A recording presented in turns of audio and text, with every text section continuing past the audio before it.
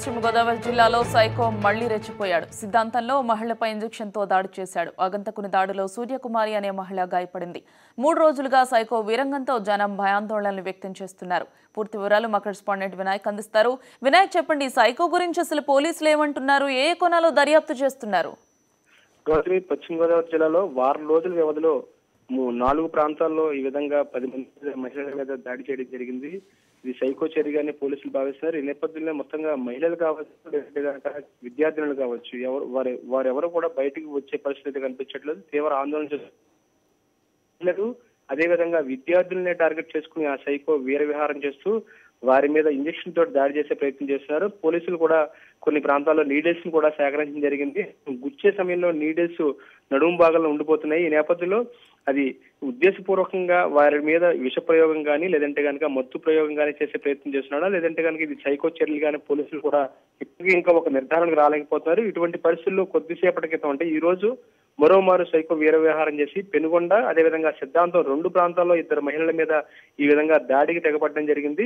మొత్తంగా గత వారం రోజులుగా చూసుకున్నట్టయితే కనుక పాలకోడేరు, ఉండి, అదేవిధంగా ఈ రోజు పెనుగొండ మండలాల్లో మొత్తంగా 10 మంది మహిళలు, అదేవిధంగా విద్యార్థుల మీద సైకో దాడి చేసి ఇంజక్షన్లతో దాడి చేయడం జరిగింది.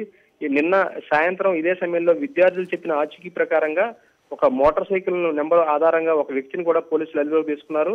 మొగల్తూరులో అదుపులోకి తీసుకున్నప్పటికీ కూడా ఈ కేసుతో అతనికి సంబంధం లేదు. అతను పూర్తి స్థాయిలో విచారణ తర్వాత అతన్ని వదిలివేయడం కూడా జరిగింది. అయితే ఇప్పుడు అతను ఉన్న సమయంలోనే ఈ సంఘటన కూడా జరగడంతో అతనికి ఈ సంఘటనకి సంబంధం లేదనేది కూడా పోలీసులు నిర్ధారించడం జరిగింది. కానీ జిల్లా వ్యాప్తంగా చెక్ పోస్టులు ఏర్పాటు చేయడం, డెల్టా ప్రాంతంలో ముఖ్యంగా భీమవరం, ఉండి, పెనుగొండ తదితర ప్రాంతాల్లో ఈ విధంగా జరుగుతున్న చూస్తున్నట్టే కనుక ఏదైనా ఒక ముఠా జరిగిందా, లేదంటే కనుక కేవలం ఒకే ఒక్క సైకో ఈ విధంగా చర్యలకు పాల్పడుతున్నారు పోలీసులు కూడా ఇంకా పూర్తి స్థాయిలో నిర్ధారణ రాలేకపోతున్నారు. ఈ రోజు చూసుకుంటే సిద్ధాంతంలో ఉదయం ఒక సూర్యకుమార్ అనే మహిళ మీద ఇంజక్షన్ తోటి దాడి చేయడం జరిగింది. ప్రస్తుతం ఆమె కూడా ఏరియా ఆసుపత్రికి తరలించిన సమీపంలోని. మొత్తంగా ఈ వరుస సంఘటనలతోటి మహిళలు కావచ్చు, విద్యార్థులు కావచ్చు, ఎవరో కూడా బయటికి రావాలంటేనే తీవ్ర భయాందోళన చెందుతున్నారు. ఎవరో ఏంటో తెలియని అగంతకుడు ముందుగా మాస్క్ ధరిస్తూ మోటార్ సైకిల్ మీద వస్తున్నట్టు కూడా 2 వీలర్ మీద వస్తూ మాస్క్ తోటి అతను ముందుగా మాట్లాడే ప్రయత్నం చేస్తున్నాడు. ఆ తర్వాత వారి మీద ఇంజక్షన్ దాడి చేసే ప్రయత్నం చేస్తున్నాడు. కానీ ఎవరో ఏమిటి ఈ సైకో చేష్టలతోటి మొత్తంగా పశ్చిమ గోదావరి జిల్లాలో ఉన్న మహిళలు పూర్తి స్థాయిలో ఆందోళన చెందుతున్నారు. ఈ విషయంలో సాయంత్రం జిల్లాకు సంబంధించిన మంత్రి పీతల సుజాత కూడా పోలీసు ఉన్నతాధికారులతో కూడా మాట్లాడడం జరిగింది.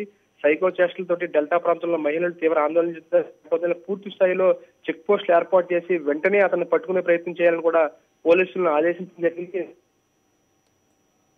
ఎస్పీ సౌమ్యలత ఆధ్వర్యంలో పోలీసులు కేసును కూడా ఇన్వెస్టిగేషన్ చేస్తున్నారు.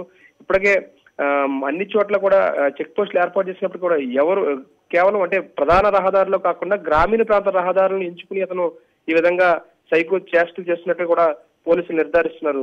Gautami, thank you Vinayak.